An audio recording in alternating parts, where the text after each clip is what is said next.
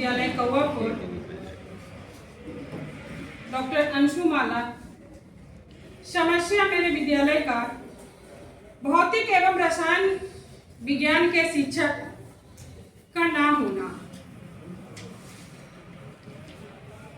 योजना बनाना, एक नंबर में है योजना बनाना। अनुपस्थिति दूर करने के लिए, पढ़कर पढ़ाने की कोशिश करने के लिए एक बैठक की गई, क्योंकि हमारे विद्यालय में मैथ के शिक्षक थे, हिंदी के हैं, अंग्रेजी के हैं, बायोलॉजी के हैं, और फिजिक्स और केमिस्ट्री का ना होना कहीं ना कहीं लड़की लोग यानी आने से कतराती थी, क्योंकि सारे सब्जेक्ट का जब पढ़ाई नहीं होती है तो बच्चियां आना पसंद नहीं करती हैं, क्योंकि उसको कोचिंग वगैरह में जाना होता है। तो हम लोगों ने इस पे एक बैठक बुलाई और इस बैठक में यही हुआ कि जो बायोलॉजी के शिक्षक हैं वो रसायन विज्ञान देख लें और जो मैथ के टीचर हैं वो भौतिक देख लें, फिजिक्स। तो हमारी उपस्थिति बरकरार रहेगी और उतना तो नहीं, सब्जेक्ट जितना होता, सब्जेक्ट के जो शिक्षक होते हैं जितना वो अपना दे सकते हैं उतना तो नहीं दे पाएंगे, लेकिन हाँ देने की कोशिश करते हैं और हमारे विद्यालय में ये हो भी रहा है। और दूसरा में है कि कार्रवाई करना।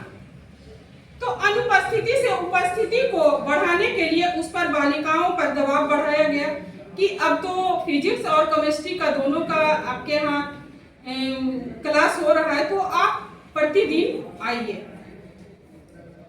डेटा एकत्र करना, यानी पहले की अपेक्षा उपस्थिति में वृद्धि हुई, जो कि पहले कम थी।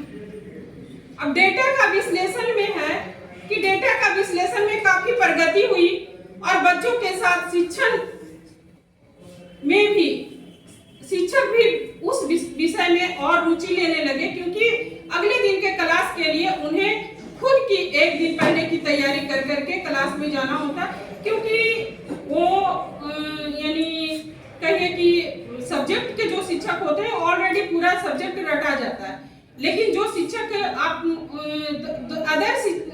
अदर सब्जेक्ट को आप पढ़ा रहे हैं तो थोड़ा सा उसमें आपको देखना होता है। तो उससे हमारे कहिए कि प्रोग्रेस हुआ डेटा में।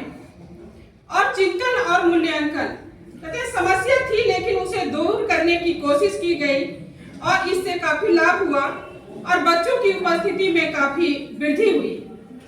और एक सर बोले थे कि इसका शीर्षक भी देना है, यानी तो शीर्षक में हम दिए हैं कि थोड़ी सी मेहनत और बड़ा फायदा। यही तो था हमारे विद्यालय की समस्या।